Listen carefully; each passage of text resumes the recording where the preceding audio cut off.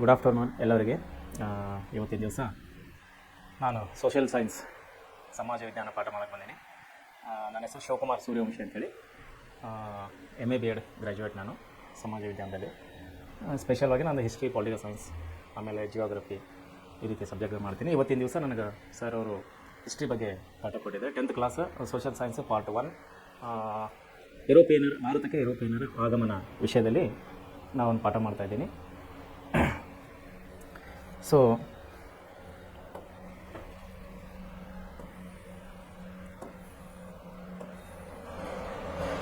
ಭಾರತಕ್ಕೆ ಯುರೋಪಿಯನ್ನರ ಆಗಮನ ಇದು 10ನೇ ಕ್ಲಾಸ್ ಮಕ್ಕಳಿಗೆ, ಅಂದರೆ 10th ಕ್ಲಾಸ್ ಮಕ್ಕಳಿಗೆ ತುಂಬ ಇಂಪಾರ್ಟೆಂಟ್ ಆಗಿದೆ ಅಂತೇಳಿ ನಾನು ಅನ್ಕೋತೀನಿ.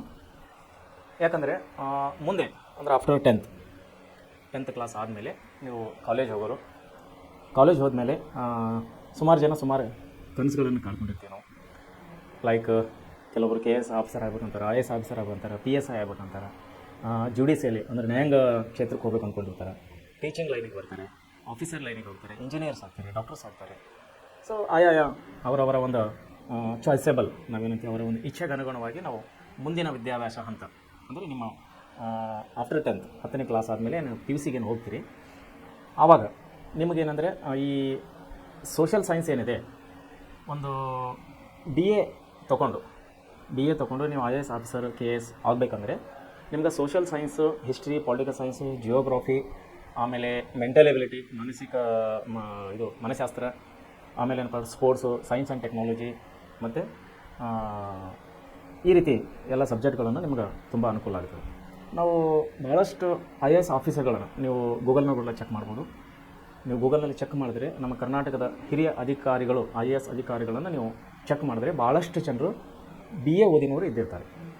ಈ BA ಓದಿನವರು ಭಾಳಷ್ಟು ಜನ IAS ಆಗ್ಲಿಕ್ಕೆ ಕಾರಣಗಳು ಏನಂದರೆ, ಅವರು ಡಿಗ್ರಿಯಲ್ಲಿ ಅಂದರೆ BA degree, BA first, second, third, ಇವಾಗ ಸೆಮ್ ವೈಸ್ ಮಾಡಿದ್ದಾರೆ. ನಾವು ಅಭ್ಯಾಸ ಮಾಡೋವಾಗ year wise BA first, BA second, BA third. So ಈ ರೀತಿ ಏನಪ್ಪ ಅಂದ್ರೆ BA ಡಿಗ್ರಿಗೆ ಹೋದವರು ಸ್ಪೆಷಲಿ ಹಿಸ್ಟ್ರಿ ತೊಗೊಂಡು ಭಾಳಷ್ಟು ಜನ ಇದರಲ್ಲಿ SSV ಆಗ್ತಾರೆ. History, social science, political science. ಯಾಕಂದರೆ ಆಲ್ಮೋಸ್ಟ್ ನೀವು ಅಬ್ಸರ್ವ್ ಮಾಡ್ಬೋದು, ಪ್ರತಿಯೊಂದು ಸ್ಪರ್ಧಾತ್ಮಕ ಪರೀಕ್ಷೆಗಳಲ್ಲಿ ಕೇಳುವಂಥ ಪ್ರಶ್ನೆಗಳನ್ನು, ಕರ್ನಾಟಕ ಸರ್ಕಾರ ತೆಗೆದುಕೊಳ್ಳುವಂಥ ಪ್ರತಿಯೊಂದು ಸ್ಪರ್ಧಾತ್ಮಕ ಪರೀಕ್ಷೆಗಳಲ್ಲಿ ನೀವು ಎಲ್ಲ ಪ್ರಶ್ನೆಗಳನ್ನು ನೀವು ಕೂಲಂಕುಷವಾಗಿ ನೀವು ಒಂದು ವೇಳೆ ಚೆಕ್ ಮಾಡಿದ್ದೇ ಆದರೆ ನಿಯರ್ ಬೈ 40%, ನಿಯರ್ ಬೈ 40% ಪ್ರಶ್ನೆಗಳನ್ನು ಹಿಸ್ಟ್ರಿ, ಪೊಲಿಟಿಕಲ್ ಸೈನ್ಸ್ ಮತ್ತು ಸೋಷಿಯಾಲಜಿಗೆ ಸಂಬಂಧಪಟ್ಟಿದ್ದಾರೆ. ನಿಯರ್ ಬೈ 50% ಅಂದರೂ ಅಡ್ಡಿಲ್ಲ. ಉಳಿಕಿದಂಥ 50%ಅಲ್ಲಿ science and technology, sports, maths, ಬೇರೆ ಸಬ್ಜೆಕ್ಟ್ಸು, ಎಲ್ಲ ಸಬ್ಜೆಕ್ಟ್ಗಳನ್ನ ಒಳಗೊಂಡಿರ್ತದೆ. ಈ ಹಿಸ್ಟ್ರಿ, ಪೊಲಿಟಿಕಲ್ ಸೈನ್ಸನ್ನು ಯಾಕೆ ಅಷ್ಟು ಪ್ರಿಫರ್ ಮಾಡಿದ್ದಾರೆ ಅಂದರೆ, ಈ ಸೋಷಿಯಾಲಜಿ ಏನಿದೆ, ಸಮಾಜ ವಿಜ್ಞಾನ ಏನಿದೆ, ಇದು ತುಂಬ ಇಂಪಾರ್ಟೆಂಟ್. ಯಾಕಂದ್ರೆ ಮನುಷ್ಯ human is a social animal ಅಂತ. Human is a social animal ಅಂದರೆ ಮಾನವ ಸಮಾಜದ ಪ್ರಾಣಿ ಅಂದಂಗೆ. ಈ ಸಮಾಜದಲ್ಲಿ ಒಂದು ಹುಟ್ಟಿದ ಮಗು ಹಿಡ್ಕೊಂಡು ಸಾಯೋವರೆಗೆ ಪ್ರತಿಯೊಂದು ಜೀವಜಂತುಗಳ ಇದೆ, ಅದರಲ್ಲಿ ಮನುಷ್ಯನೊಂದು ಸಮಾಜ ಜೀವಿ. ಸೊ ಸಮಾಜ ಜೀವಿ ಸಂಬಂಧಪಟ್ಟಿನ ಸಲುವಾಗಿ ಇವನು ಪ್ರತಿಯೊಂದು ಆಗು ಹೋಗುಗಳು, ದಿನನಿತ್ಯದ ಚರಿತ್ರೆಗಳಲ್ಲಿ, ದಿನನಿತ್ಯದ ಆಗು ಹೋಗುಗಳಲ್ಲಿ ಪ್ರತಿಯೊಂದಕ್ಕೆ ಒಂದು ಸಮಾಜಕ್ಕೆ ಸಂಬಂಧಪಟ್ಟಿದೆ. ಸೊ ಹೀಗಾಗಿ ಏನಪ್ಪ ಅಂದ್ರೆ ಮನುಷ್ಯನ ಸಮಾಜ ಜೀವಿ ಅಂತೇಳಿ ನಾವು ಹೇಳ್ತೀವಿ. ಈ ಸಮಾಜ ಅನ್ನೋದು ಇದರಲ್ಲಿ ಹಲವು ವಿಷಯಗಳು, ಎಕ್ಸಾಂಪಲ್ ಈಗ ಲೈಕ್ ಹಿಸ್ಟ್ರಿ ಆಯಿತು, ಇತಿಹಾಸ, ಸೋಷಿಯಾಲಜಿ, ಪೊಲಿಟಿಕಲ್ ಸೈನ್ಸ್ ವಿಷಯಗಳನ್ನು ಒಳಗೊಂಡಿರ್ತವೆ. ಅದರಲ್ಲಿ ಇತಿಹಾಸ ತುಂಬ ಪ್ರಮುಖವಾದದ್ದು. ಯಾಕಂದರೆ ಒಂದು ಮಾತು ಹೇಳ್ತಾರೆ, ಇತಿಹಾಸ ಅರಿಯದವನು ಇತಿಹಾಸ ಸೃಷ್ಟಿಸಲಾರನು. ಇತಿಹಾಸ ಸೃಷ್ಟಿಸಲಾರನು ಅಂದರೆ ನಾವು ಹಿಸ್ಟ್ರಿ ಎಲ್ಲಿವರೆಗೆ ತಿಳ್ಕೊಳ್ಳಲ್ಲ, ನಾವು ಹಿಸ್ಟ್ರಿಯನ್ನು ಬ್ರೇಕ್ ಮಾಡೋದಿಲ್ಲ, ನಾವು ಹಿಸ್ಟ್ರಿಯನ್ನು ಕ್ರಿಯೇಟ್ ಮಾಡೋದಿಲ್ಲ, ನಾವು ಹೊಸ ಹಿಸ್ಟ್ರಿಯನ್ನು ನಮ್ಮ ಕೈಲಿ ಆಗೋದಿಲ್ಲ ಅಂದ ಹಾಗೆ ಅದು ಇತಿಹಾಸನೇ ಹೇಳುತ್ತೆ. ಸೊ ಇತಿಹಾಸ ಅಂದರೆ ಏನು? ಈಗ ನಿನ್ನೆವರೆಗೆ ನಮ್ಮ ಜೀವನದಲ್ಲಿ, ನಮ್ಮ ದೇಶದಲ್ಲಿ, ನಮ್ಮ ಆಗುಹೋಗೋ ಸುತ್ತಮುತ್ತಲಿ ನಡೆಯುವಂಥ ಪ್ರತಿಯೊಂದು ಘಟನೆಗಳು, ನಿನ್ನೆವರೆಗೆ ನಡೆದಂಥ ಎಲ್ಲ ವಿಷಯಗಳನ್ನು ಇತಿಹಾಸ ಪುಟಕ್ಕೆ ಸೇರ್ತವೆ. ಇವತ್ತಿದೇನು, ಇದು ಪ್ರಚಲಿತ, ನಾಳೆದು ಭವಿಷ್ಯ. ಸೊ ಇತಿಹಾಸ, ಪ್ರಚಲಿತ, ಭವಿಷ್ಯ, ಈ ಮೂರು ನಾವು ತುಂಬ ಇಂಪಾರ್ಟೆಂಟ್ ವಿಷಯಗಳಿದೆ, ನಾವೆಲ್ಲ ಗಮನ ಕೊಡಬೇಕು ಈ ಮೂರು ವಿಷಯಗಳಿಗೆ. ಹೇಗಂದ್ರೆ ನಿನ್ನೆವರೆಗೆ ನಡೆದಂಥದ್ದೆಲ್ಲ ನಮ್ಮ ಜೀವನದಲ್ಲಿ ಇತಿಹಾಸ, ಇವತ್ತು ನಡೀತಾ ಇರೋದು ಇದು ಪ್ರಚಲಿತ, ಪ್ರೆಸೆಂಟ್, ಮತ್ತು ನಾಳೆ ನಡೆಯೋದು ಭವಿಷ್ಯ. Present tense, past tense, future tense ಅಂತ ನಾವೇನು ಗ್ರಾಮರ್ನಲ್ಲಿ ನೋಡ್ತೀವಿ. ಭೂತಕಾಲ, ಭವಿಷ್ಯಕಾಲ ಮತ್ತು ಕಳೆದು ಹೋದಂಥದ್ದು ಕಾಲ. ಸೊ ಹೀಗಾಗಿ ಏನಪ್ಪ ಅಂದ್ರೆ ನಾವೇನು ಇತಿಹಾಸ ಅನ್ನೋದೇನಂದ್ರೆ ನಿನ್ನೆವರೆಗೆ ನಡೆದಂಥ ಎಲ್ಲ ವಿಷಯಗಳನ್ನು ನಾವು ಇತಿಹಾಸ ಅಂತ ಹೇಳ್ತೀವಿ. ಸೊ ಈಗ ನಾವು ನಮ್ಮ ವಿಷಯಕ್ಕೆ ಬರಬೇಕಾದ್ರೆ ಭಾರತ ದೇಶ, ಅಖಂಡ ಭಾರತ ದೇಶ ಒಂದು ಅಖಂಡ ಇತಿಹಾಸವನ್ನು ಹೊಂದಿದೆ. ಭಾರತ ದೇಶವು ಅಖಂಡ ಇತಿಹಾಸವನ್ನು ಹೊಂದಿದೆ. ಸುಮಾರು ಈಗ 1ನೇ ಕ್ಲಾಸ್ ಹಿಡಿದು 9ನೇ ಕ್ಲಾಸ್ವರೆಗೆ ನೀವು ಸುಮಾರು ವಿಷಯಗಳನ್ನು ನೀವು ಕಲ್ತೀರಿ. ಸೊ ವಿಶೇಷವಾಗಿ 10ನೇ ಕ್ಲಾಸಿಗೆ, ಈಗ 10th ಕ್ಲಾಸಿಗೆ ಯುರೋಪಿಯನ್ನರ ಆಗಮನ ಅಂತ ಏನು ಸರ್ಕಾರ ನಿಗದಿ ಮಾಡಿದಂಥ ಏನು ಪಾಠ ಇದೆ ಅದು ತುಂಬ ಇಂಪಾರ್ಟೆಂಟ್ ಇದೆ. ನೀವು ಗಮನವಿಟ್ಟು ಕೇಳಬೇಕು ಮತ್ತು ಗಮನವಿಟ್ಟು ಇದನ್ನು ನೀವು ತುಂಬ ಕೇರಾಗಿ ಸ್ಟಡಿ ಮಾಡಬೇಕು, ಓದಬೇಕು. ಸೊ ಈಗ ನಾವು ಯುರೋಪಿಯನ್ನರು ಅಂದ ಮೇಲೆ ಸಡನ್ನಾಗಿ ನಮ್ಮ ತಲೆ ಬರೋ ವಿಷಯ ಏನಂದ್ರೆ ಬೇರೆ ದೇಶದವರು ಅಂಥೇಳಿ ನಮ್ಮ ತಲೆಯಲ್ಲಿ ಬರುತ್ತೆ. ಸೊ ಯುರೋಪಿಯನ್ನರು ನಮ್ಮ ದೇಶಕ್ಕೆ ಬಂದರು ಒಂದು ಇತಿಹಾಸ, ಅದನ್ನು ಇತಿಹಾಸ.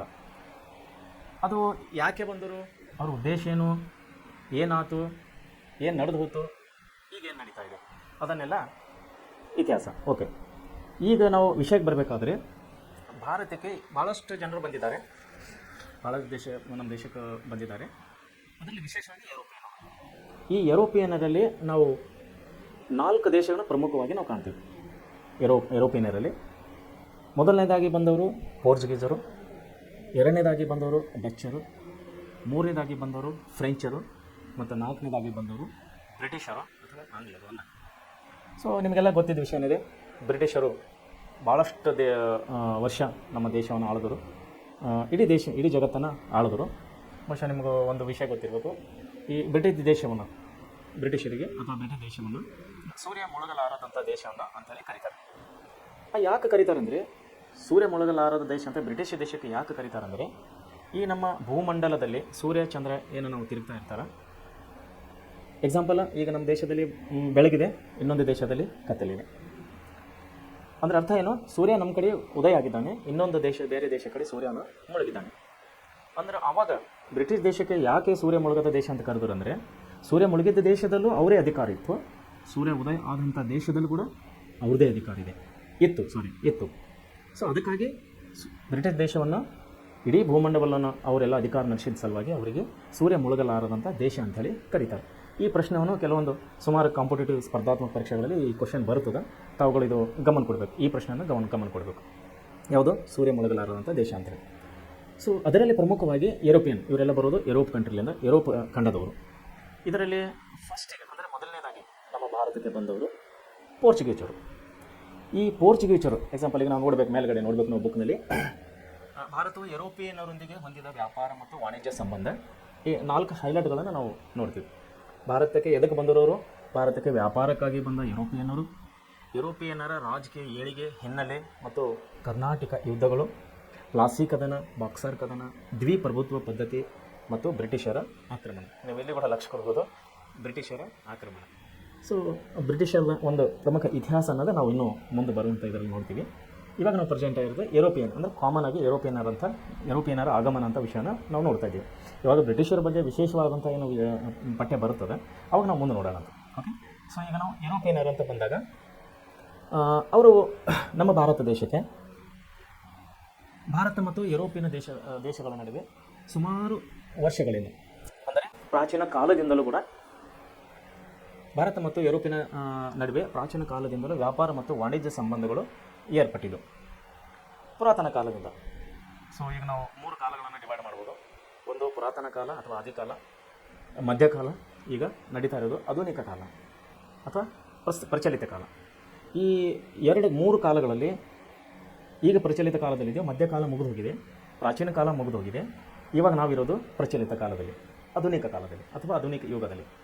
ಸೊ ಇದನ್ನು ನಾವು ಬ್ಯಾಕ್ ಸೈಡ್ ನಾವು ಹಿಂದಕ್ಕೆ ಹೋದಾಗ ಯಾವಾಗ ಪುರಾತನ ಕಾಲ ಬರುತ್ತದೆ, ಅಂದಿನಿಂದಲೂ ಯುರೋಪ್ ಖಂಡವು ಅಥವಾ ಯುರೋಪ್ ದೇಶಗಳು ನಮ್ಮ ದೇಶದೊಡೆ ಅಂದರೆ ಭಾರತ ದೇಶದೊಡನೆ ವ್ಯಾಪಾರ ವಹಿವಾಟುಗಳನ್ನು, ವ್ಯಾಪಾರ ಸಂಬಂಧಗಳನ್ನು ಅವರನ್ನು ಇಟ್ಟುಕೊಂಡು ಬಂದಿದ್ದಾರೆ.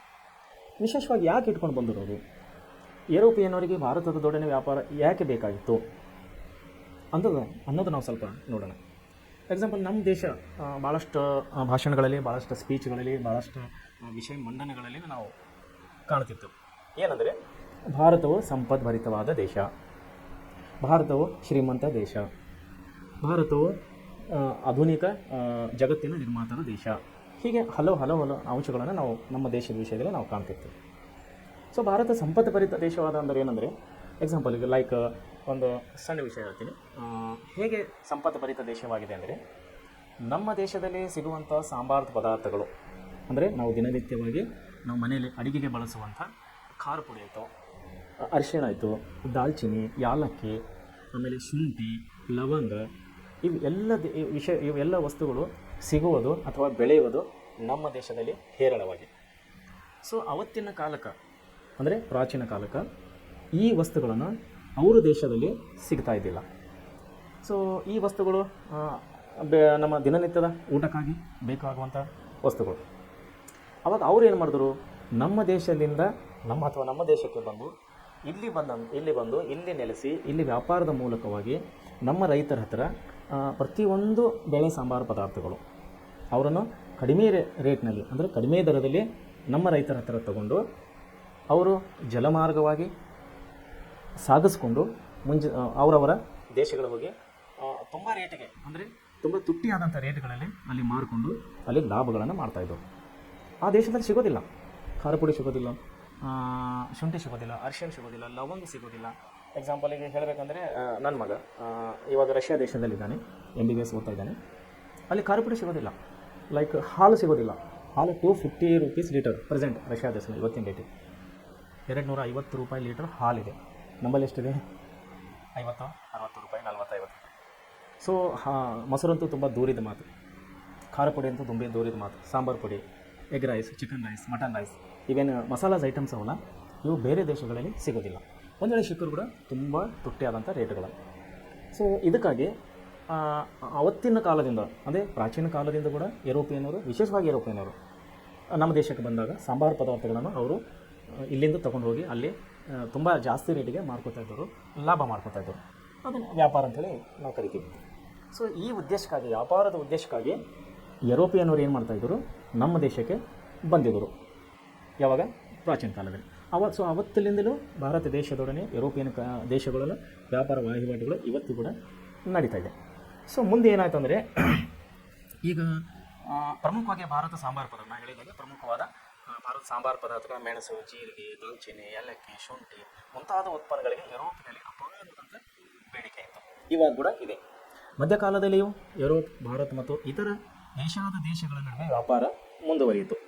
ಏಷ್ಯಾದ ಸರಕುಗಳು, ಅರಬ್ ವರ್ತಕರು, ಪೂರ್ವ ರೋಮನ್, ಸೊ ಬೈಜಾಂಟಿಯನ್ ಸಾಮ್ರಾಜ್ಯದ, ಆವಾಗ ಪೂರ್ವ ರೋಮನ್ ಬೈಜಾಂಟಿಯನ್ ಸಾಮ್ರಾಜ್ಯದ ರಾಜಧಾನಿಯಾದ ಕಾನ್ಸ್ಟಾಂಟಿನೋಪಲ್ ನಗರಕ್ಕೆ ತಲುಪಿಸ್ತದೆ. ಇದು ಕಾನ್ಸ್ಟಾಂಟಿನೋಪಲ್ ಆವಾಗ ರೋಮದ ಪಟ್ಟಣವಾಗಿತ್ತು, ಒಂದು ಪ್ರಮುಖ ವ್ಯಾಪಾರ ಪಟ್ಟಣವಾಗಿತ್ತು. ಅಲ್ಲಿಂದ ಇಟಲಿ ಅಂದರೆ ರೋಮ್ ಸಾಮ್ರಾಜ್ಯದ ಒಂದು ಪ್ರಮುಖ ನಗರ. ಆಗ ಕೂಡ ರೋಮ್ ಸಾಮ್ರಾಜ್ಯದ ಭಾಗ ಯಾವುದು? ಇಟಲಿ ದೇಶ. ಇವಾಗ ದೇಶ ಇದೆ, ಅವಾಗ ರೋಮ್ ಸಾಮ್ರಾಜ್ಯ ದೊಡ್ಡ ಸಾಮ್ರಾಜ್ಯ ಜಗತ್ತಿನಲ್ಲಿ. ಸೊ ಇಟಲಿಯ ರೋಮ್ ಸಾಮ್ರಾಜ್ಯ ಭಾಗದ ವರ್ತಕರು ಅವನ್ನು ಕೊಂಡುಕೊಂಡು ಯುರೋಪಿನ ದೇಶಗಳಲ್ಲಿ ಮಾರುತ್ತಿದ್ದರು. ಹೀಗೆ ಕಾನ್ಸ್ಟಾಂಟಿನೋಪಲ್ ಅಂತಾರಾಷ್ಟ್ರೀಯ ಸರಕು ವಿನಿಮಯ ಕೇಂದ್ರವಾಗುವ ಮೂಲಕ ಯುರೋಪಿನ ವ್ಯಾಪಾರದ ಹೆಬ್ಬಾಗಿಲು ಅಂತೇಳಿ ಕರಿತಾ ಇದ್ದರು. ಯಾವ ಪಟ್ಟಣಕ್ಕೆ? ಕಾನ್ಸ್ಟಾಂಟಿನೋಪಲ್ ಪಟ್ಟಣಕ್ಕೆ. ಏಷ್ಯಾದ ದೇಶದ ವ್ಯಾಪಾರದ ಮೇಲೆ ಅರಬ್ಬರು ಏಕಸ್ವಾಮ್ಯ ಸಾಧಿಸಿದ್ದರೆ, ಯುರೋಪಿನ ದೇಶದ ವ್ಯಾಪಾರದ ಮೇಲೆ ಇಟಲಿಯ ವರ್ತಕರು ಏಕಸ್ವಾಮ್ಯ ಸಾಧಿಸಿದರು. ಏಷ್ಯಾದ ಸರಕುಗಳು ಇಟಲಿಯ ವರ್ತಕರಿಗೆ ಒಳ್ಳೆಯ ಲಾಭವನ್ನು ತಂದು ಕೊಡ್ತಾ ಇದ್ದವು. ಸೊ ಏಷ್ಯಾ ಅಂದಮೇಲೆ ನೀವು ತಿಳ್ಕೋಬೇಕು, ವಿಶೇಷವಾಗಿ ಭಾರತ. ಏಷ್ಯಾ ಖಂಡದಲ್ಲಿ ಯಾವ್ಯಾವ ದೇಶಗಳು ಬರ್ತವೆ? ಭಾರತ, ಪಾಕಿಸ್ತಾನ, ಚೈನಾ ದೇಶ, ಶ್ರೀಲಂಕಾ ಮತ್ತು ಬಾಂಗ್ಲಾದೇಶ. ಈ 5 ದೇಶಗಳನ್ನು ಒಳಗೊಂಡಂಥ ಒಂದು ಖಂಡಕ್ಕೆ ನಾವು ಏಷ್ಯಾ ಖಂಡ ಅಂತೇಳಿ ಕರಿತೀವಿ. ಈಗ ನಾವು ಭಾರತ ದೇಶ, ನಾವಿರೋದು ಏಷ್ಯಾ ಖಂಡದಲ್ಲಿ. ಸೊ ನಮ್ಮ ದೇಶದಲ್ಲಿ ಬೆಳೆಯುವಂಥ ಸಾಂಬಾರು ಪದಾರ್ಥಗಳನ್ನು ತುಂಬ ಅವತ್ತಿನ ರೇಟ್ನಲ್ಲಿ ಕೂಡ ತುಂಬ ಬೆಲೆ ಬಾಳುವ ಆಗಿದ್ದವು, ಇವತ್ತು ಕೂಡ ಇದ್ದಾವೆ.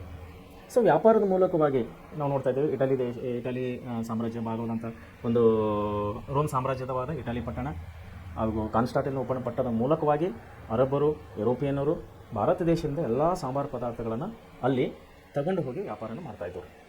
ಮುಂದೆ ಏನಾಯ್ತಂದರೆ ನಾವು ನೋಡ್ಬೋದು, ಕಾನ್ಸ್ಟಾಂಟಿನೋಪಲ್ ನಗರವನ್ನು ವಶ ಆಗುತ್ತದೆ.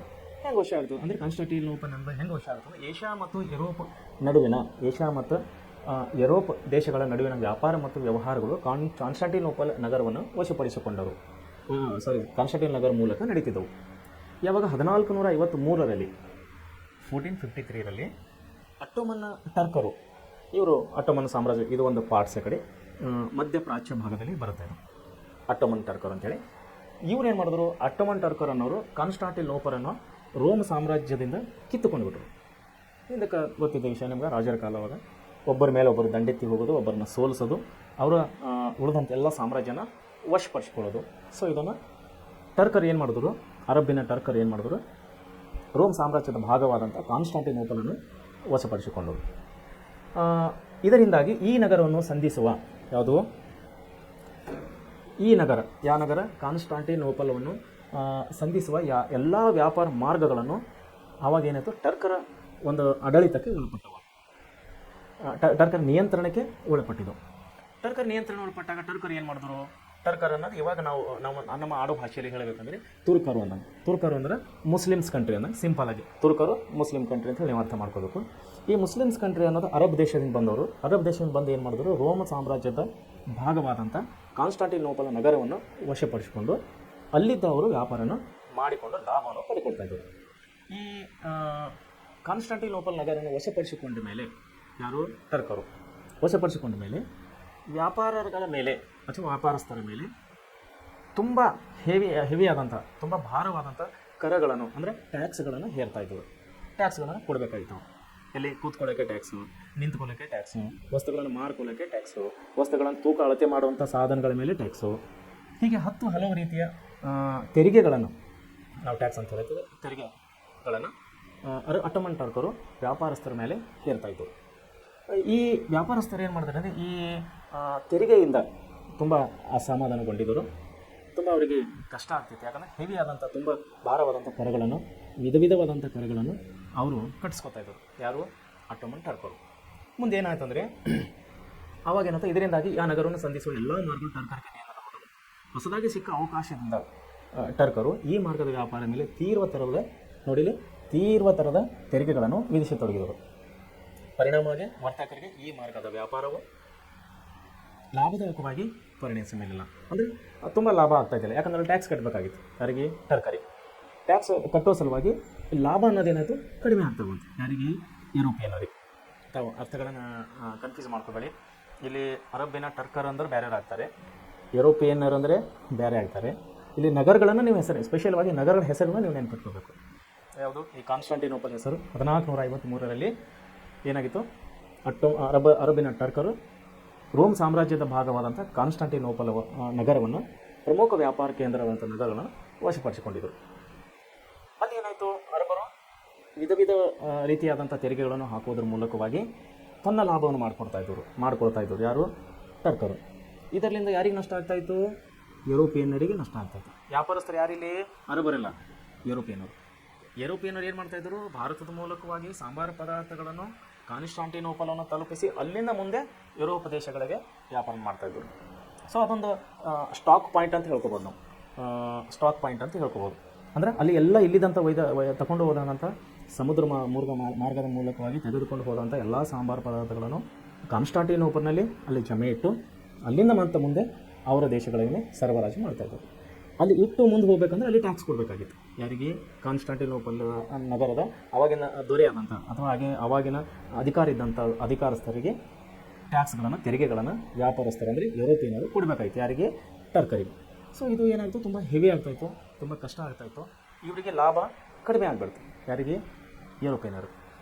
ಸೊ ಆವಾಗ ಯುರೋಪಿಯರು ಏನು ಮಾಡೋದು, ಒಂದು ಪರ್ಯಾಯ ಮಾರ್ಗನ ಹುಡುಕ್ತಾಯಿದ್ರು. ಏನು ಮಾಡೋದು, ನಮ್ಮ ಲಾಭ ಕಡಿಮೆ ಆಯ್ತಲ್ಲ ಅಂಥೇಳಿ ಅವ್ರು ಏನು ಮಾಡಿದ್ರು, ಪರ್ಯಾಯ ಮಾರ್ಗ ಅಂದರೆ ಈ ಕಾನ್ಸ್ಟಾಂಟಿನೋಪಲ್ ನಗರವನ್ನು ಬಿಟ್ಟು ಬೇರೆ ಯಾವ ರೀತಿ ವ್ಯಾಪಾರ ಮಾಡೋಕ್ಕೆ ಏನಾದರೂ ಅವಕಾಶ ಇದೆನಾ ಅಂದ್ಕೊಂಡು ಅವರು ಹೆಚ್ಚಿನ ಆವಿಷ್ಕಾರಗಳನ್ನು, ಹೊಸ ದಾರಿಗಳನ್ನು ಕಂಡುಹಿಡಿಯುವಂಥ ಒಂದು ಪ್ರಯತ್ನಗಳನ್ನು ಮಾಡ್ತಾಯಿದ್ದರು. ಮತ್ತು ಅವರ ಸರ್ಕಾರಗಳು ಅಂದರೆ ಯುರೋಪಿಯನ್ ದೇಶಗಳನ್ನು, ಎಕ್ಸಾಂಪಲ್ ಪೋರ್ಚುಗೀಸ್, ಫಸ್ಟ್ ನಮ್ಮ ಭಾರತಕ್ಕೆ ಬಂದಂಥ ಯುರೋಪಿಯನರಲ್ಲಿ ಪೋರ್ಚುಗೀಸರು ಮೊದಲನೇವರು. ಪೋರ್ಚುಗೀಸರು ಹೊಸ ಆವಿಷ್ಕಾರಗಳನ್ನು ಮಾಡ್ತಾಯಿದ್ದರು, ಹೊಸ ದಾರಿಗಳನ್ನು ಕಂಡು ಹಿಡಿತಾ ಇದ್ದರು, ಹೊಸ ಟೆಕ್ನಾಲಜಿಗಳಿಗೆ ಮರೆಯ ಹೋದರು. ಅವಾಗ ತಂತ್ರಜ್ಞಾನಗಳನ್ನು ಕಂಡು ಹಿಡಿತಾ ಹೋದರು. ಸೊ ಅವಾಗ ಏನಾಯ್ತಂದರೆ ದಾರಿ ಹಿಡಿಲಿಕ್ಕೆ ಯಾರ್ಯಾರು ಮುಂದೆ ಬರ್ತಾರೋ, ಯಾರ್ಯಾರು ಏನು ಸಾಧನೆ ಮಾಡಬೇಕಂತ ಮುಂದೆ ಬರ್ತಾರೋ ಅವರಿಗೆಲ್ಲ ಸಹಾಯ ಮಾಡುವಂಥ ಕೆಲಸವನ್ನು ಪೋರ್ಚುಗೀಸರು ಮಾಡ್ತಾಯಿದ್ರು. ಅಲ್ಲೇನಾಯಿತು, ಕೊನೆಯದಾಗಿ ನಾವು ನೋಡಿದ ಹಾಗೆ ಮುಂದೆ ಇಲ್ಲೇನಾಯಿತು, ಯುರೋಪರಿಗೆ ಲಾಭ ಕಡಿಮೆ ಆಗಿಬಿಡ್ತು, ಟರ್ಕರಿಗೆ ಲಾಭ ಜಾಸ್ತಿ ಆಯಿತು. ಯಾಕಂದರೆ ಅವರು ತೆರಿಗೆಗಳನ್ನು ಜಾಸ್ತಿ ಹಾಕ್ತಾಯಿದ್ದರು. ತೆರಿಗೆ ಕಟ್ಟೋದರಲ್ಲಿ ಯುರೋಪಿಯನರಿಗೆ ಜಾಸ್ತಿ ತುಂಬ ಅವರಿಗೆ ಲಾಭ ಆಗ್ತಾಯಿದ್ದಿಲ್ಲ. ಆವಾಗ ಏನು ಮಾಡಿದ್ರು, ಇದೇ ವೇಳೆ ಇಟಲಿಯ ವರ್ತಕರ ಏಕಸ್ವಾಮ್ಯವನ್ನು ಮುರಿಯಲು ಸ್ಪೇನ್, ಇಲ್ಲಿ ಕೊಟ್ಟಿದ್ದಾರೆ ನೋಡಿ, ಸ್ಪೇನ್, ಪೋರ್ಚುಗಲ್ ಮುಂತಾದ ಯುರೋಪಿಯನ್ ದೇಶಗಳ ರಾಜರು ನೋಡಿ ಸ್ಪೇನ್, ಪೋರ್ಚುಗಲ್ ಮುಂತಾದ ಯುರೋಪಿಯನ್ ದೇಶದ ರಾಜ್ಯಗಳು ಹೊಸ ಮಾರ್ಗಗಳನ್ನು ಹುಡುಕಲು ಸಾಹಸಿ ನಾವಿಕರನ್ನು ಪ್ರೋತ್ಸಾಹಿಸಲಾಗಿದ್ರು. ಈಗ ನಾವು ಮುಂಚೆ ಹೇಳಿನಾಗೆ ಅವರು ಹೊಸ ಹೊಸ ಆವಿಷ್ಕಾರಗಳನ್ನು, ಹೊಸ ಹೊಸ ದಾರಿಗಳನ್ನು ಕಂಡುಹಿಡಿಯಲಿಕ್ಕೆ ಪ್ರಯತ್ನ ಮಾಡ್ತಾಯಿದ್ರು. ಇದಕ್ಕೆ ಪೂರಕವಾಗಿ ಹೊಸ ವೈಜ್ಞಾನಿಕ ಆವಿಷ್ಕಾರಗಳಂತ ದಿಕ್ಸೂಚಿ, ಆಮೇಲೆ ಅಲ್ಟ್ರೋಲೋಬ್ ಅಂದರೆ ಇದು ನಕ್ಷತ್ರನು ಉನ್ನತಿ ಮಾಡುವಂಥ ಒಂದು ಮಾಪನ, ಒಂದು ಮೆಜರ್ಮೆಂಟ್ ಅನ್ನು ನಾವು ಇನ್ಸ್ಟ್ರೂಮೆಂಟ್ ಅಂತೀವಿ. ಅದನ್ನು ಸಿಡಿಮದ್ದುಗಳು ಮೊದಲಾದವುಗಳು ನೆರವಿಗೆ ಬಂದವು. ದಿಕ್ಸೂಚಿ ನಿಮಗೆ ಗೊತ್ತಿದೆ. ದಿಕ್ಸೂಚಿ ನಾವಿಕ ತನ್ನ ಹಡಗನ್ನು ನಡೆಸ್ತಾ ಇರ್ತಾನೆ. ದಿಕ್ಸೂಚಿ ಯಾವ ರೀತಿ ದಿಕ್ಕು ತೋರಿಸ್ತದೆ, ಯಾವ ದಿಕ್ಕಿಗೆ ತೋರಿಸ್ತಾ ಇದೆ ದಿಕ್ಸೂಚಿ? ಸಿಗ್ನಲ್. ದಿಕ್ಸೂಚಿ ಮೀನ್ಸ್ ಸಿಗ್ನಲ್. ಆ ಮೂಲಕವಾಗಿ ಅವರನ್ನು ಹಡಗಿನ ಮೂಲಕ ಪ್ರಯಾಣವನ್ನು ಮಾಡ್ತಾಯಿದ್ರು. ಸೊ ಮುಂದೆ ಏನಾಯ್ತು, ಭಾರತಕ್ಕೆ ಅವರು ಹೊಸ ಜಲಮಾರ್ಗವನ್ನು ಕಂಡುಹಿಡಬೇಕಂತೇಳಿ ರಾಜರುಗಳನ್ನು ಎಲ್ಲರೂ ನಾವಿಕರಿಗೆ ಪ್ರೋತ್ಸಾಹ ಕೊಡ್ತಾಯಿದ್ರು. ಅದರಲ್ಲಿ ವಿಶೇಷವಾಗಿ ನೋಡಿದ್ರೆ ನಾವು ಸ್ಪೇನ್, ಫ್ರಾನ್ಸ್ ಮತ್ತು ಪೋರ್ಚುಗಲ್ ಅವರು ಮೊದಲನೇದಾಗಿ ಏನು ಮಾಡಿದ್ರು, ಭಾರತಕ್ಕೆ ಹೊಸ ಮಾರ್ಗನ ಕಂಡುಹಿಡಿದ್ರು. ಯಾರು ಹಿಡಿದ್ರು ಅಂದರೆ ಲಿಸ್ಬನ್ನಿಂದ ಹೊರಟ ಪೋರ್ಚುಗಲ್ ನಾವಿಕ, ಲಿಸ್ಟನ್ನಿಂದ ಹೊರಟ ಪೋರ್ಚುಗಲ್ ನಾವಿಕ ವಾಸ್ಕೋ ಡಿ ಗಾಮನು 1498ರಲ್ಲಿ 1498ರಲ್ಲಿ ಭಾರತದ ಪಶ್ಚಿಮ ಕರಾವಳಿ ತೀರದ ಕಲ್ಲಿಕೋಟೆ ಸಮೀಪದ ಪಶ್ಚಿಮ ತೀರ, ಭಾರತದ ಪಶ್ಚಿಮ ತೀರ, ಪಶ್ಚಿಮ ಅಂದರೆ ನೀವು ಭಾರತ ಭೂಪಟವನ್ನು ಹಿಡಿದುಕೊಂಡು ನೋಡಿದಾಗ ನಿಮಗೆ ಅರ್ಥವಾಗುತ್ತೆ ಎಲ್ಲಿ ಬರ್ತದೆ, ಪೂರ್ವ, ಪಶ್ಚಿಮ, ಉತ್ತರ ಮತ್ತು ದಕ್ಷಿಣ. ಸೊ ಪಶ್ಚಿಮ ಅಂದರೆ ಈ ಬಲಭಾಗ ಏನು ಸಮುದ್ರ ದಂಡೇನ, ಅರಬ್ಬಿ ಸಮುದ್ರದೇನ ಬಾರ್ಡರ್ ಇದೆ, ಇದನ್ನೆಲ್ಲ ನಾವು ಪಶ್ಚಿಮ ಕರಾವಳಿ ಅಂತೇಳಿ ನಾವು ಕರಿತೀವಿ. ಸೊ ಅಲ್ಲಿ ಏನಾಯಿತು, ವಾಸ್ಕೋ ಡಿ ಗಾಮನು 1498ರಲ್ಲಿ ಜಲಮಾರ್ಗದ ಮೂಲಕವಾಗಿ, ಹಡಗಿನ ಮೂಲಕವಾಗಿ ಅವನು ಪಶ್ಚಿಮ ಕರಾವಳಿ ತೀರ ಕಲ್ಲಿಕೋಟೆ, ಇವಾಗ ಕೇರಳ ರಾಜ್ಯದಲ್ಲಿ ಬರ್ತದೆ, ಅದು ಸಮುದ್ರ ತಟದಲ್ಲಿರುವಂಥ ಒಂದು ನಗರದು. ಸೊ ಕೇರಳ ರಾಜ್ಯದ ಕರಾವಳಿ ತೀರದಲ್ಲಿ ಬರುವಂಥ ಕಲ್ಲಿಕೋಟೆ ಸಮೀಪ ಕಾಪಡ್ ಎಂಬ ಒಂದು ಪಟ್ಟಣಕ್ಕೆ ಬರ್ತಾನೆ. ಯಾರು? ವಾಸ್ಕೋ ಡಿ ಗಾಮ. ಇಲ್ಲಿಗೆ ಬಂದು ತಲುಪುತ್ತಾನೆ. ಆ ಮೂಲಕ ಭಾರತ ಹಾಗೂ ಯುರೋಪ್ಗಳ ನಡುವೆ ಹೊಸ ಜಲಮಾರ್ಗವನ್ನು ಕಂಡುಹಿಡಿಯಲು ಯಶಸ್ವಿಯಾಗ್ತಾನೆ. ಯಾರು? ವಾಸ್ಕೋ ಡಿ ಗಾಮ.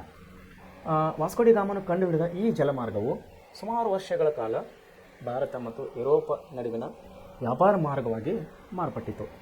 ಹೀಗೆ ಭಾರತದೊಂದಿಗೆ ಮರು ವ್ಯಾಪಾರ ಸಂಬಂಧವನ್ನು ಸ್ಥಾಪಿಸಿದ ಯುರೋಪಿಯನ್ನರಲ್ಲಿ ಪೋರ್ಚುಗೀಸರು ಮೊದಲನೆಯವರು.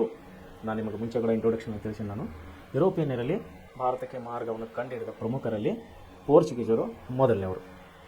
ಸರಿ, ಪೋರ್ಚುಗೀಸ್ ಅಂದರೆ ಅದರಲ್ಲಿ ವಿಶೇಷವಾಗಿ ಸಮುದ್ರ ಮಾರ್ಗವಾಗಿ, ಜಲಮಾರ್ಗವಾಗಿ ಬಂದು ಕಂಡುಹಿಡಿದಂಥ ವ್ಯಕ್ತಿ ವಾಸ್ಕೋ ಡಿ ಗಾಮ. ಈ ವಾಸ್ಕೋ ಡಿ ಗಾಮ ನೀವೆಲ್ಲ ಬಹುಶಃ ನಿಮಗೊಂದು ನೆನಪಿರಬೇಕು, ತಾವುಗಳು ಕೆಲವೊಂದು ವಿಷಯಗಳನ್ನು ಸೂಕ್ಷ್ಮವಾಗಿ ನೆನಪಿಡಬೇಕು, ವಿಶೇಷವಾಗಿ 10th ಕ್ಲಾಸ್ ಮಕ್ಕಳು.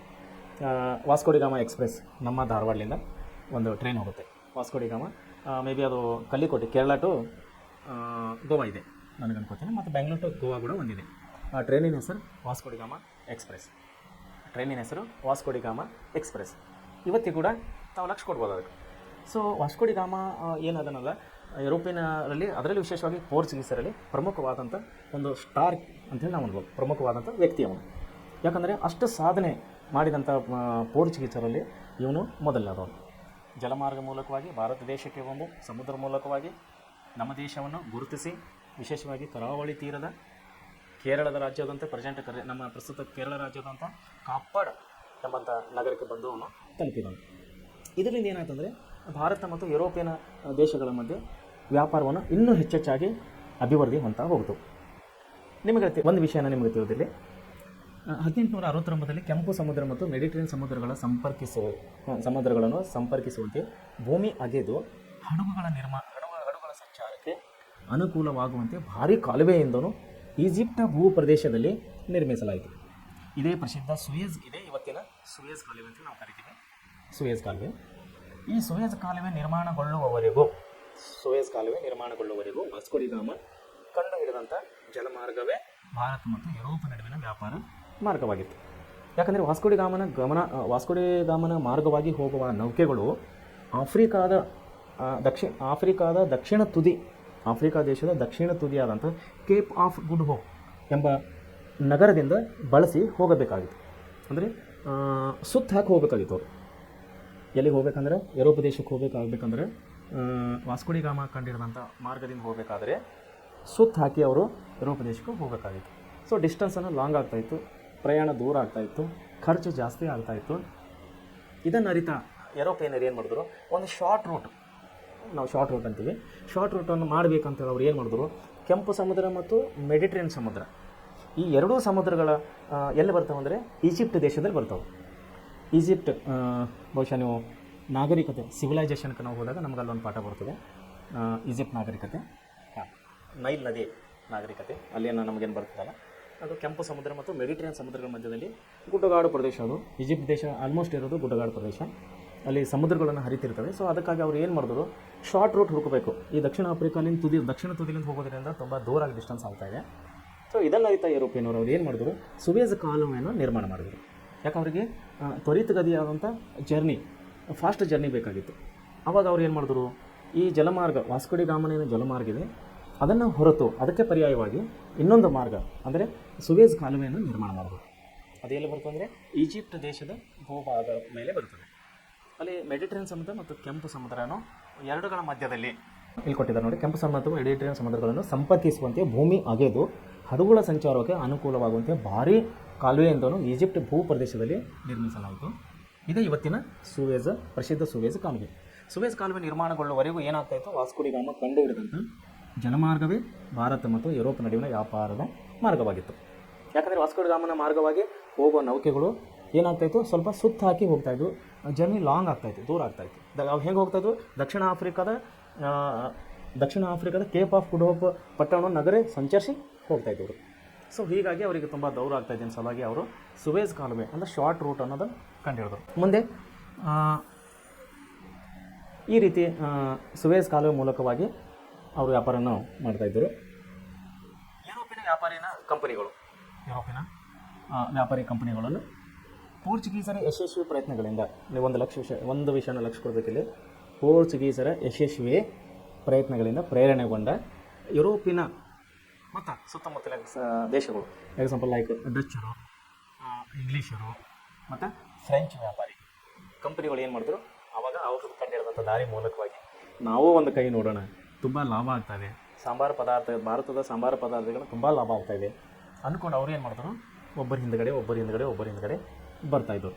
ಸೊ ಪೋರ್ಚುಗೀಸ್ ಆದಮೇಲೆ ಯಾರು ಬಂದರು, ಡಚ್ಚರು ಬಂದರು, ಆಮೇಲೆ ಫ್ರೆಂಚರು ಬಂದರು, ಆಮೇಲೆ ಕೊನೆಯದಾಗಿ ಇಂಗ್ಲೀಷರು ಅಂದರೆ ಬ್ರಿಟಿಷರು ಬಂದರು. ಸೊ ಮುಂದೆ ಏನಾಯಿತು ನೋಡೋಣ. ವ್ಯಾಪಾರಿಗಳು ಕಂಪನಿಗೆ ಭಾರತ ಬಂದವು. ಈ ಬೆಳವಣಿಗೆಯು ಅಂದರೆ ಒಬ್ಬರು ಏನು ಬರ್ತಾಯಿದ್ದರು, ಈ ಬೆಳವಣಿಗೆಯು ವಸಾಹತು ರಾಷ್ಟ್ರವಾಗಿ ಪರಿವರ್ತನೆಗೊಂಡ ಭಾರತವಲ್ಲದೆ, ವಸಾಹತು ಅಂದರೆ ಅವರ ವ್ಯಾಪಾರ ಕೇಂದ್ರಗಳು ಅಥವಾ ಅವರ ಅಧಿಕಾರ ಕೇಂದ್ರಗಳು, ಅದನ್ನು ವಸಾಹತು ಅಂತೇಳಿ ನಾವು ಕರಿತೀವಿ. ವಸಾಹತು ರಾಷ್ಟ್ರದ ಪರಿವರ್ತನೆ ಭಾರತವಲ್ಲದೆ, ನಮ್ಮ ದೇಶವಲ್ಲದೆ, ಅದನ್ನು ವಸಾಹತುವಾಗಿ ಪರಿವರ್ತಿಸಿದ ಯುರೋಪಿಯನ್ ರಾಷ್ಟ್ರಗಳ ಚರಿತ್ರೆಯನ್ನೇ ನಿರ್ಮಾಣ ಮಾಡಿದರು, ನಿರ್ಣಾಯಕವಾಗಿ ಬದಲಾಯಿಸ್ತದೆ. ಯಾಕಂದರೆ ಅವ್ರ ಬಿಸ್ನೆಸ್ಸನ್ನು ಡೆವಲಪ್ ಆಗ್ತಾ ಬಂತು, ಅವರ ವ್ಯಾಪಾರನ ವೃದ್ಧಿ ಆಗ್ತಾ ಬಂತು, ಅವರು ಲಾಭನ ಜಾಸ್ತಿ ಮಾಡ್ಕೋತಾ ಬಂದರು, ತುಂಬ ಲಾಭ ಮಾಡ್ಕೋತಾ ಇದ್ದರು. ಸೊ ಹೀಗಾಗಿ ಹೊಸನ ಅವರು ಅಭಿವೃದ್ಧಿ ಹೊಂದ್ತಾ ಬಂದರು. ಪೋರ್ಚುಗೀಸರು ಏನು ಮಾಡಿದ್ರು, ಆಮೇಲೆ ಜಲಮಾರ್ಗದ ಮೂಲಕವಾಗಿ ವ್ಯಾಪಾರಕ್ಕಾಗಿ ಭಾರತಕ್ಕೆ ಬಂದ ಮೊಟ್ಟ ಮೊದಲು ಯುರೋಪಿಯನ್ನರು ಪೋರ್ಚುಗೀಸರು. ನಿಮಗೊಂದು ವಿಷಯ ನೆನಪಿರಲಿ, ಯುರೋಪಿಯನ್ನರಲ್ಲಿ ವ್ಯಾಪಾರ ಉದ್ದೇಶಕ್ಕಾಗಿ ಭಾರತಕ್ಕೆ ಬಂದವರು ಮೊದಲನೇವರು ಪೋರ್ಚುಗೀಸರು ಹಾಗೂ ಕೊನೆಯವರು ಕೂಡ ಪೋರ್ಚುಗೀಸರೇ. ಅಂದರೆ ಇಲ್ಲಿ ದೇಶ ಬಿಟ್ಟು ಹೋದವರು ಕೂಡ ಪೋರ್ಚುಗೀಸರೇ. ನೀವು ಅನ್ಬೋದು ಹೆಂಗ ಸರ್, ಬ್ರಿಟಿಷರ್ ನಮ್ಮ ದೇಶ ಸ್ವತಂತ್ರ ಆಯ್ತಲ್ಲ 1947, 47 ನಮ್ಮ ದೇಶ ಸ್ವತಂತ್ರ ಆಯ್ತಲ್ಲ ಸರ್, ಕೊನೆಯದಾಗ ಉಳಿದವರು ಬ್ರಿಟಿಷರಲ್ಲ, ಇಂಗ್ಲೀಷರೇ, ಮತ್ತು ಅವರು 47ದಾಗ ಬಿಟ್ಟು ಹೋದರು, ಪೋರ್ಚುಗೀಸರಿಗೆ ಹೆಂಗೆ ಕೊನೆಯವರು ಆಗ್ತಾರೆ, ಅವ್ರು ಮುಂಚೆ ಹೋದ್ರಲ್ಲ ಅಂತ ನೀವು ಅನ್ಕೋಬೋದು. ಆದರೆ ಇತಿಹಾಸ ಪುಟಗಳನ್ನು ನಾವು ತೆಗೆದಾಗ ಗೋವಾ ವಿಮೋಚನೆ ಅಂತೇಳಿ ನೀವು ಒಂದು ಸಿಲೆಬಸ್ಸನ್ನು ಅಥವಾ ಒಂದು ವಿಷಯವನ್ನು ಓದಬೇಕು. ಗೂಗಲ್ ನಡೆಸುತ್ತೆ, ಬಹುಶಃ ನಿಮಗೆ ಪಠ್ಯಗಳೆಲ್ಲ ಸಿಗ್ಬೋದು. ಈ ಗೋವಾ ವಿಮೋಚನೆ ಅಂದರೆ 1962ವರೆಗೆ 1962ರವರೆಗೆ ನಮ್ಮ ದೇಶ ಸ್ವತಂತ್ರ ಆದರೂ ಕೂಡ ಗೋವಾ ದೇಶ ನಮ್ಮ ಅಧಿಕಾರದಲ್ಲಿ ಇರಲಿಲ್ಲ, ಭಾರತ ಸರ್ಕಾರದ ಅಧಿಕಾರದಲ್ಲಿ ಇರಲಿಲ್ಲ. ಸೊ ಯಾರ ಅಧಿಕಾರ ಇತ್ತು? ಪೋರ್ಚುಗೀಸರ ಅಧಿಕಾರನೇ ಇತ್ತು. ಪುಟ್ಟ ರಾಜ್ಯವಾದಂಥ ಗೋವಾ ನಮ್ಮ ಪಕ್ಕದಲ್ಲಿದೆ. ಬಹುಶಃ ಭಾಳಷ್ಟು ಜನ ಹೋಗಿರ್ತೀರಿ, ನೋಡಿರ್ತೀರಿ. ತುಂಬ ರಮಣೀಯವಾದಂಥ ಸ್ಥಳಗಳನ್ನು ಕೂಡಿದಂಥ ಸಮುದ್ರ ಮಾರ್ಗ, ಗುಡ್ಡಗಳು, ಕಾಡುಗಳು, ಬೆಟ್ಟಗಳು, ಗಿಡಗಳು, ತುಂಬ ಪ್ರೇಕ್ಷಣೀಯ ಸ್ಥಳ, ಒಂದು ಪ್ರವಾಸಿಗರ ಸ್ಥಳ ಅಂತಲೇ ನಾವು ಕರಿತೀವಿ. ಅದಕ್ಕೆ ಗೋವಾ ನೀವು ಫೀಲ್ ಮಾಡ್ಬೋದು. ಫ್ರೆಂಡ್ ಸರ್ಕಲ್ನಲ್ಲಿ, ರಿಲೇಷನ್ನಲ್ಲಿ ನೀವು ಮಾತಾಡ್ಕೋಬೋದು, ಏನು ನಡೆಯಪ್ಪ ಗೋವಾಕ್ಕೆ ಹೋಗಾರೆ ಅಂತಾರೆ. ಹಾಗೆ ಬೇರೆ ಕೇಳೋದಿಲ್ಲ, ಬಾಯಿಗೆ ಬರೋದು ಗೋವಾ. ಯಾಕೆ? ಪ್ರೇಕ್ಷಣೀಯವಾದಂಥ ಸ್ಥಳಗಳು, ಸುಂದರವಾದಂಥ ಸ್ಥಳಗಳು, ನೋಡಲಿಕ್ಕೆ ಕಣ್ಣಿಗೆ ರಮಣೀಯವಾಗಿ ನೋಡುವಂಥ ನಮಗೆ ಸಿಗುವಂಥ ಸ್ಥಳಗಳು, ಹಡಗುಗಳು, ಬೋಟುಗಳು, ನೀರು, ಗಿಡ, ಮರ, ಗಂಟೆ, ಕಾಡು, ಒಳ್ಳೆಯ ರಸ್ತೆಗಳು, ತುಂಬ ಅದ್ಭುತವಾದ ನೋಡುವಂಥ ನಮಗೊಂದು ಅನುಭವಗಳನ್ನು ಗೋವಾ ರಾಜ್ಯ ಸಿಗ್ತವೆ. ಸೊ ಯಾಕೆ ಈ ಗೋವಾ ಬಗ್ಗೆ ನಾನು ಹೇಳ್ತಾ ಇದ್ದೀನಿ ಅಂದರೆ, ನೀವು ಫೀಲ್ ಮಾಡ್ಬೋದು, ಗೋವಾ ಅಂದ ತಕ್ಷಣ ನಿಮಗೊಂತಾರೆ ಅದೇನಪ್ಪ ಗೋವಾ ಅಂದರೆ, ಅದೇ ಗೋವಾ 1962ರಲ್ಲಿ ಪೋರ್ಚುಗೀಸರು ಬಿಟ್ಟಂಥ ಕೊನೆಯ ವಸಾಹತುಶಾಹಿ ನಮ್ಮ ದೇಶ ಅಂದರೆ, ನಮ್ಮ ರಾಜ್ಯ ಅಂದರೆ ಅದು ಗೋವಾ ರಾಜ್ಯ. 47ರಲ್ಲಿ ದೇಶ ಸ್ವತಂತ್ರವಾಯಿತು. ಇಡೀ ದೇಶವನ್ನು ಭಾರತ ಸರ್ಕಾರದ ಅಧೀನ ಒಳಗೆ ಬಂತು. ಭಾರತ ಸರ್ಕಾರದ ಸಂವಿಧಾನಿಕವಾಗಿ ಕಾನೂನಾತ್ಮಕವಾಗಿ ನಾವು ಅಧಿಕಾರನ ಬಂದೀವಿ. ಆದರೆ ಗೋವಾ ಮಾತ್ರ ನಮ್ಮ ಅಧಿಕಾರ ಇರಲಿಲ್ಲ. ಆಮೇಲೆ 1962ರಲ್ಲಿ ಅನ್ಕೋತೀನಿ, 1962ರಲ್ಲಿ ಗೋವಾವನ್ನು ಅವರು ಸಂಪೂರ್ಣವಾಗಿ ಅಧಿಕಾರನ ಬಿಟ್ಟು ಕೊಟ್ಟರು. ಯಾರು? ಪೋರ್ಚುಗೀಸರು.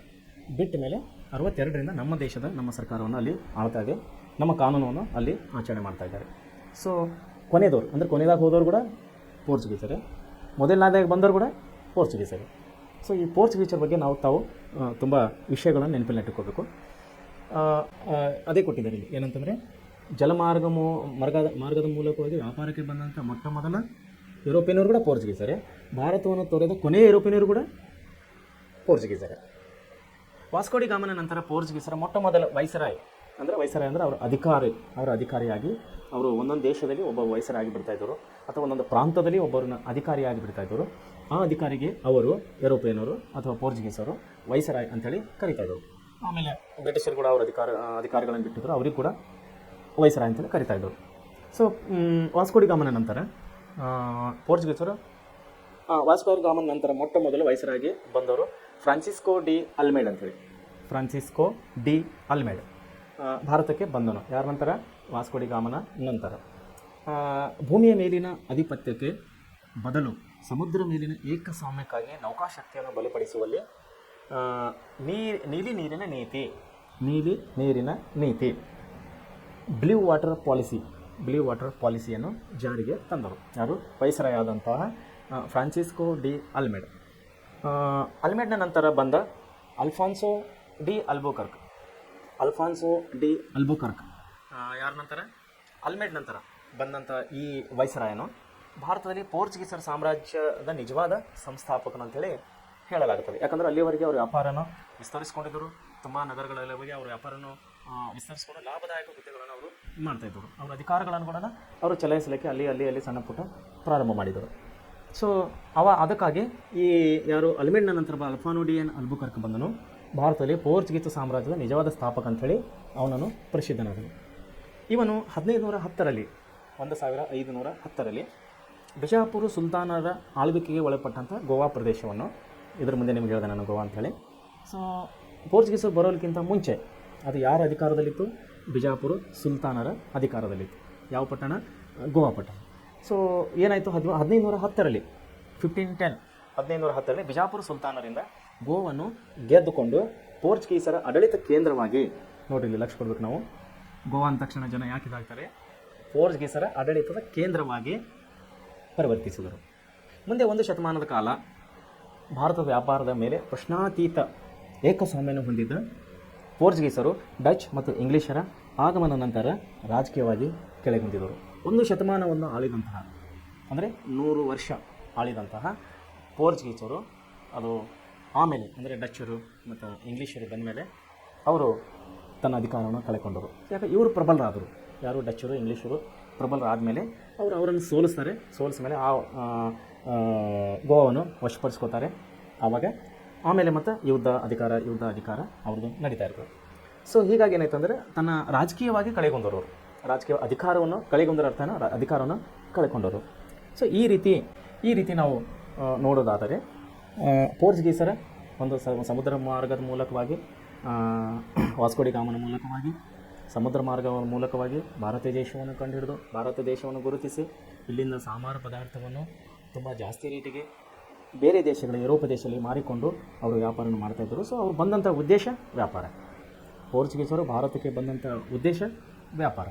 ಸೊ ಈ ರೀತಿಯಾಗಿ ಬಂದ ಮೇಲೆ ಅವರು ನಮ್ಮ ದೇಶದಾದಂಥ ಇಲ್ಲಿ ನಾವು ಇದು ಕೊಟ್ಟಿವಿ, ನಾವು ಮ್ಯಾಪ್ಗಳನ್ನು ತೋರಿಸ್ತಾ ಇದ್ದೀವಿ. ಇಲ್ಲಿ ಕೆಳಗೆ 4 ಇದನ್ನು ಕೊಟ್ಟಿದ್ದೀವಿ, ಆಲ್ಫಾಬೆಟ್ ಕೊಟ್ಟಿದ್ದೀವಿ. ನಾವು ಬಿ ಅಂತ ಕೊಟ್ಟಿವಿ. ಬಿ ಅಂದರೆ ಬ್ರಿಟಿಷರು, ಎಫ್ ಅಂದರೆ ಫ್ರೆಂಚರು, ಡಿ ಅಂದರೆ ಡಚ್ಚರು, ಪಿ ಅಂದರೆ ಪೋರ್ಚುಗೀಸರು. ಸೊ ಈ 4 ಯುರೋಪಿಯನ್ನರು ಅಂದರೆ ಯುರೋಪ್ ದೇಶದ 4 ಪ್ರಮುಖ ಇವರು ವ್ಯಾಪಾರಸ್ಥರು, 4 ದೇಶದ ಪ್ರಮುಖ ವ್ಯಾಪಾರಸ್ಥರು ನಮ್ಮ ದೇಶದಾದಂಥ ಎಲ್ಲೆಲ್ಲೆಲ್ಲೆಲ್ಲ ನಾವು ಎಲ್ಲ ಅಕ್ಷರಗಳನ್ನು ಕಾಣ್ತಾ ಇದೆಯಲ್ಲ, ಇದನ್ನೆಲ್ಲ ಅವರು ತನ್ನ ವಸಾಹತು ವ್ಯಾಪಾರ ಕೇಂದ್ರಗಳನ್ನಾಗಿ ಮಾಡಿಕೊಂಡಿದ್ದರು. ಅಂದರೆ ಎಲ್ಲಿ ಬಿ ಇದೆ ಅಲ್ಲಿ ಬ್ರಿಟಿಷರನ್ನು, ಎಕ್ಸಾಂಪಲಿಗೆ ನೋಡಿ ಇಲ್ಲಿ ಕೋಲ್ಕತ್ತಾ ಇದೆ, ಇಲ್ಲಿ ಬಿ ಅಂತಿದೆ. ಸೊ ಇವರು ಬ್ರಿಟಿಷರ ಆಡಳಿತಕ್ಕೆ ಒಳಪಟ್ಟಿತ್ತು ಅಂದಂಗೆ. ಆಮೇಲೆ ಇಲ್ಲಿ ನೋಡಿ ಮೇಲೆ ಬಂದಾಗ ನಾವು ಏನಾಗುತ್ತೆ ಅಂದರೆ ಇಲ್ಲಿ ಪಿ ಅಂತಿದೆ, ಡಿಯೋ ಡಾಮನ್ ಅಂದರೆ ಇದು ನಮ್ಮ ಡಾಮನ್, ಇದು ನಮ್ಮದು ಕೇಂದ್ರಾಡಳಿತ ಪ್ರದೇಶ. ಇವಾಗ ಅಲ್ಲಿ ಪಿ ಇದೆ, ಪಿ ಅಂದರೆ ಇದು ಯಾವುದು, ಪೋರ್ಚುಗೀಸರ ವಸಾಹತುಶಾಹಿ ಅಂದಾಗೆ. ಆಮೇಲೆ ಈಗ ಕೆಳಗೆ ನಾವು ಬಂದೆವು, ಇಲ್ಲಿ ಎಫ್ ಅಂತಿದೆ, ಮಾಹೆ ಎಂಬ ಪಟ್ಟಣವು, ಎಫ್ ಅಂದರೆ ಅದು ಫ್ರೆಂಚರ ಅಧಿಕಾರಕ್ಕೆ ಒಳಪಟ್ಟಿದಂಥ ಪ್ರದೇಶ. ಆಮೇಲೆ ಇಲ್ಲಿ ಡಿ ಅಂದರೆ ಯಾರು, ಡಚ್ಚರು, ಇದು ಬ್ರಸೂರ್ ಅಂತಿದೆ. ಬ್ರಸೂರ್ ಎಂಬ ಪ್ರದೇಶವು ಏನಾಗಿತ್ತು, ಡಚ್ಚರ ಅಧಿಕಾರಕ್ಕೆ ಒಳಪಟ್ಟಿತ್ತು. ಸೊ ಈ ದೇಶವನ್ನು ಅವ್ರು ಏನು ಮಾಡಿದ್ರು, ವ್ಯಾಪಾರ ಮಾಡಿಕೊಂಡು ಬಂದು ತನ್ನದೇ ಆದಂಥ ಪಟ್ಟಣಗಳು, ತನ್ನದೇ ಆದಂಥ ಅಧಿಕಾರವನ್ನು ನಡೆಸ್ತಾ ಇದ್ದರು ಈ 4 ಪ್ರಮುಖ ಯುರೋಪಿಯನ್ ದೇಶಗಳು. ಅದರಲ್ಲಿ ವಿಶೇಷವಾಗಿ ಮೊದಲನೇ ಬಂದವರು ಪೋರ್ಚುಗೀಸರು, ಆಮೇಲೆ ಡಚ್ಚರು ಬಂದರು, ಆಮೇಲೆ ಫ್ರೆಂಚರು ಬಂದರು, ಆಮೇಲೆ ಇಂಗ್ಲೀಷರು ಬಂದರು. ಸೊ ಈ 4 ದೇಶದ ಹೆಸರುಗಳನ್ನು ತಾವು ಪ್ರಮುಖವಾಗಿ ನೆನಪಿಡಬೇಕು. ವಿಶೇಷವಾಗಿ ಇವತ್ತಿನ ಬಂದಂಥ ಈ ಯುರೋಪಿಯನರ ಆಗಮನದ ವಿಷಯವಾಗಿ ನಾವು ಪಾಠವನ್ನು ಮಾಡಿದ್ದೀವಿ. ತಾವೆಲ್ಲ ಒಳ್ಳೆ ರೀತಿಯಲ್ಲಿ ಕೇಳ್ಕೊಂಡಿರಿ ಅಂತ ಅನಿಸ್ಕೋತೀನಿ. ಇದರ ನಿಮಗೆ ಏನಾದರೂ ಸಂಶಯಗಳಿದ್ದರೆ ನೀವು ನೇರವಾಗಿ ನಮ್ಮನ್ನು ಕೇಳ್ಬೋದು, ಅದಕ್ಕೆ ನಿಮಗೆ ಉತ್ತರವನ್ನು ಕೊಡ್ತೀನಿ. ಸೊ ಮೇನ್ ವಿಷಯಗಳು ನೀವು ನೆನಪಿಡುವಂಥ ವಿಷಯಗಳು ಏನಂದರೆ, ಡಚ್ಚರು ಭಾರತಕ್ಕೆ ಬಂದಿದ್ದು ಪ್ರಮುಖವಾಗಿ ವ್ಯಾಪಾರ ಉದ್ದೇಶಕ್ಕಾಗಿ. ಅವರು ಮೊದಲನೇದಾಗಿ ಕಾನ್ಸ್ಟಾಂಟಿನೋಪಲ್, ದಕ್ಷಿಣ ಆಫ್ರಿಕಾದ ಯಾವುದು ಕೇಪ್ ಗುಡ್ ಹೋಮ್ ಒಂದು ನಗರದ ಮೂಲಕವಾಗಿ ವ್ಯಾಪಾರ ಮಾಡ್ತಾಯಿದ್ರು. ಅದು ಅವರಿಗೆ ತುಂಬ ತುಟ್ಟಿ ಆಗ್ತಾಯಿತ್ತು, ದೂರದ ಪ್ರಯಾಣವಾಗಿತ್ತು. ಸೊ ನಂತರ ಅವರು ಏನು ಮಾಡಿದ್ರು, ಕೆಂಪು ಸಮುದ್ರ ಮತ್ತು ಮೆಡಿಟರೇನಿಯನ್ ಸಮುದ್ರದ ಮಧ್ಯಭಾಗದಲ್ಲಿ ಸುವೇಜ್ ಕಾಲುವೆಯನ್ನು ನಿರ್ಮಾಣ ಮಾಡಿಕೊಂಡ್ರು. ಶಾರ್ಟ್ ರೂಟ್ ಆಯಿತು ಅವರಿಗೆ, ಸಮುದ್ರ ಮಾರ್ಗ ಅವರ ಹಡಗುಗಳನ್ನು ಹೋಗಲಿಕ್ಕೆ ಅವರಿಗೆ ತುಂಬ ಅನುಕೂಲವಾಯಿತು. ಶಾರ್ಟ್ ರೂಟನ್ನು ಮಾಡಿಕೊಂಡ ಮೇಲೆ ಅವರಿಗೆ ಲಾಭದಾಯಕ ಆಗ್ತದೆ. ಮುಂಚೆ ಯಾವಾಗ ಅಟ್ಟೋಮನ ಟರ್ಕರ ಯಾವಾಗ ವಶಪಡಿಸಿಕೊಂಡಿದ್ರು, ಯಾವುದು ಕಾನ್ಸ್ಟಾಂಟಿನೋಪಲ್ ನಗರವನ್ನು ವಶಪಡಿಸಿಕೊಂಡಿದ್ದರು, ಆವಾಗ ವ್ಯಾಪಾರ ಹೆಂಗೆ ಮಾಡ್ತಾಯಿದ್ರು ಇವರು, ದಕ್ಷಿಣ ಆಫ್ರಿಕಾದ ಕೇಪ್ ಗುಡ್ ಹೋಮ್ ಪಟ್ಟಣದಿಂದ ಮಾಡ್ತಾಯಿದ್ರು, ಅವ್ರಿಗೆ ದೂರ ಆಗ್ತಾಯಿತ್ತು. ಆಮೇಲೆ ಏನು ಮಾಡಿದ್ರು, ಅದಕ್ಕೆ ಪರ್ಯಾಯವಾಗಿ ಕಾನ್ಸ್ಟಾಂಟಿನೋಪಲ್ ನಗರದ ಪರ್ಯಾಯವಾಗಿ ಇವರೇನು ಮಾಡಿದ್ರು, ಸುವೇಜ್ ಕಾಲುವೆಯನ್ನು ನಿರ್ಮಾಣ ಮಾಡಿಕೊಂಡ್ರು. ಯಾರು, ಯುರೋಪಿಯನ್ರು. ಅದು ಎಲ್ಲಿ ಬಂತು ಸುವೇಜ್ ಕಾಲುವೆ, ಕೆಂಪು ಸಮುದ್ರ ಮತ್ತು ಮೆಡಿಟರೇನಿಯನ್ ಸಮುದ್ರ ಮಧ್ಯಭಾಗದಲ್ಲಿ ಈಜಿಪ್ಟ್ ದೇಶದ ಭೂಭಾಗದ ಮೇಲೆ ಆ ನಾಲೆಯನ್ನು ನಿರ್ಮಿಸಿದ ನಂತರ ಹಡಗುಗಳನ್ನು ಈ ಕಡೆಯಿಂದ ಸಂಚಾರವನ್ನು ಪ್ರಾರಂಭಿಸಿದವರು. ಶಾರ್ಟ್ ರೂಟ್ ಆಗ್ತು, ತುಂಬ ವೇಗವಾಗಿ ಹೋಗ್ತಾಯಿದ್ರು, ಸಾಂಬಾರು ಪದಾರ್ಥ ವೇಗವಾಗಿ ಮುಟ್ಟಿಸ್ತಾಯಿದ್ರು. ಅವರ ವ್ಯಾಪಾರವನ್ನು ಅಭಿವೃದ್ಧಿ ಮಾಡಿಕೊಂಡರು. ಮೊದಲನೇದಾಗಿ ಭಾರತ ದೇಶಕ್ಕೆ ಬಂದವರು ಯುರೋಪಿಯನ್ನಲ್ಲಿ ಫ್ರೆಂಚರು. ಅದನ್ನೇ ಪ್ರಮುಖ ವ್ಯಕ್ತಿ ಯಾರು ಅಂದರೆ ವಾಸ್ಕೋ ಡಿ ಗಾಮನು 1453ರಲ್ಲಿ ಭಾರತ ದೇಶದ ಕಲ್ಲಿಕೋಟೆಯ ಪಟ್ಟಣದ ಹತ್ರ ಕಪ್ಪಾಡನಂಥ ಒಂದು ಪಟ್ಟಣದಲ್ಲಿ ಬಂದು ಅಲ್ಲಿಂದ ಮುಂದೆ ತನ್ನ ವ್ಯಾಪಾರವನ್ನು ಅವರು ಅಭಿವೃದ್ಧಿಪಡಿಸ್ಕೊಂಡ್ರು. ಅವ್ರ ಮೇಲೆ ಅಲ್ಮೇಡ್ ಅಂತವ್ರು ಬಂದರು, ಆಮೇಲೆ ಅಲ್ಬುಕರ್ಕ್ ಬಂದವರು.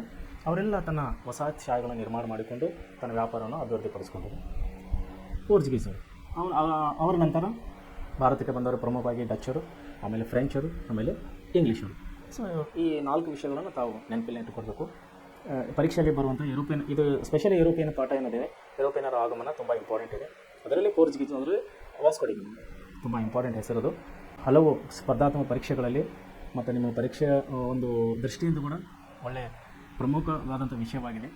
ತಾವುಗಳನ್ನು ಇದು ಒಳ್ಳೆ ರೀತಿಯಲ್ಲಿ ಓದ್ಕೋಬೇಕು, ನೆನಪಿನಲ್ಲಿ ಇಟ್ಕೋಬೇಕು ಅಂಥೇಳಿ ನಾನು ಈ ಮೂಲಕವಾಗಿ ನಿಮ್ಮನ್ನು ಕೇಳ್ಕೊತೇನೆ. Thank you.